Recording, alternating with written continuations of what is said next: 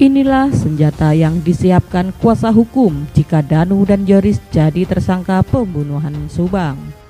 Namun sebelum lanjut, jangan lupa subscribe channel ini ya guys, agar kalian tidak ketinggalan berita terbaru seputar dunia selebritis.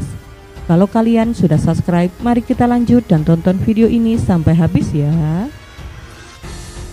Kurang beberapa hari menuju tutup tahun 2021, masih belum ada tanda-tanda polisi akan segera mengumumkan siapa tersangka kasus perampasan nyawa di Subang yang sudah berjalan 4 bulan.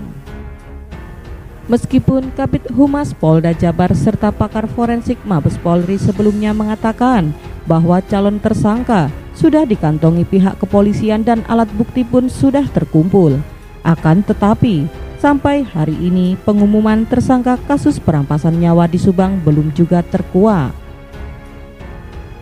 Walaupun demikian, kemungkinan besar kuasa hukum saksi-saksi sudah menyiapkan strategi atau senjata yang akan digunakan apabila klien mereka dinyatakan sebagai tersangka kasus perampasan nyawa di Subang. Hal yang sama juga diakui oleh kuasa hukum Joris dan Danu. Ditegaskan Ahmad Taufan jika pihaknya sudah menyiapkan strategi juga senjata yang akan digunakan sebagai pembelaan di pengadilan apabila kliennya ditetapkan sebagai tersangka kasus perampasan nyawa di Subang. Pastinya sebagai kuasa hukum Joris dan Danu, kami juga sudah jalankan beberapa metode investigasi untuk memiliki satu skema, motif, kronologis versi kita, tuturnya. Perlu diketahui, setelah ATS Lawfree memutuskan guna menjadi kuasa hukum untuk mendampingi Joris dan Danu dalam mengungkap kasus perampasan nyawa di Subang, langkah pertama yang dilakukan mereka adalah melakukan wawancara dengan pihak keluarga besar kliennya. Kami investigasi ke bawah sampai temui saksi yang melintas di TKP, sehingga kami miliki alur atau motif. Tapi ini kan bukan konsumsi publik. Ini pembelaan yang kita siapkan jika klien kita jadi tersangka, ujar Ahmad Taufan. Sekarang kan kita belum tahu apakah jadi tersangka atau tidak, tapi bukti kronologis sudah kita punya, ujarnya menambahkan. Soal pasal pelanggaran terobos TKP, menjawab tuduhan terhadap Danu yang dinilai sudah melanggar KUHP pasal 221 sebab telah menerobos TKP pada tanggal 19 Agustus 2021.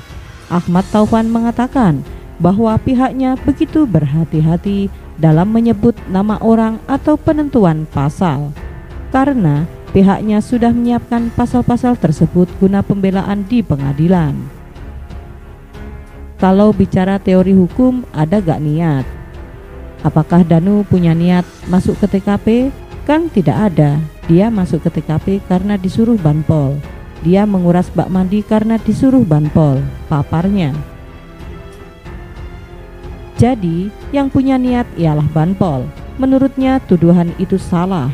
Jika kliennya telah melanggar pasal 221 merupakan pernyataan wajar. Akan tetapi masyarakat sekarang sudah pintar. Apakah tuduhan tersebut elok atau tidak?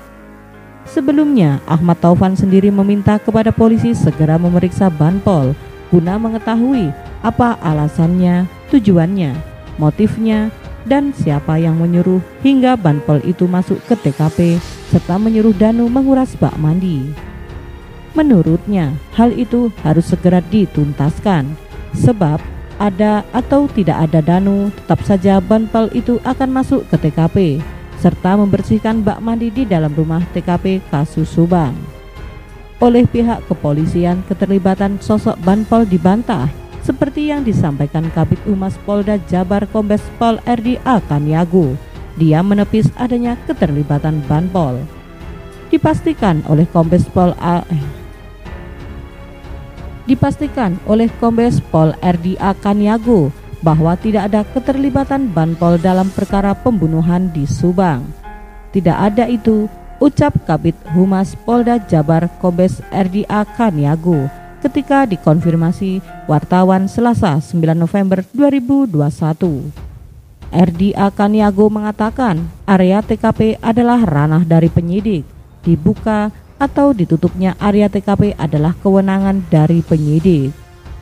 Nggak ada, TKP itu dibuka dan ditutup oleh petugas, jadi tidak ada banpol untuk membuka-buka, itu tidak ada, kata RD Akaniago menegaskan. Akan tetapi, Yoris kemudian membongkar tentang sosok banpol tersebut.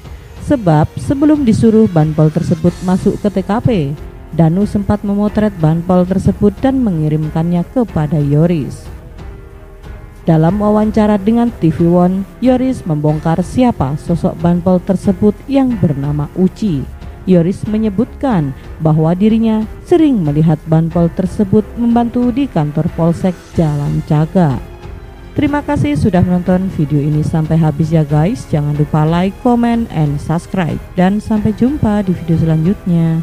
Tetap patuhi protokol kesehatan.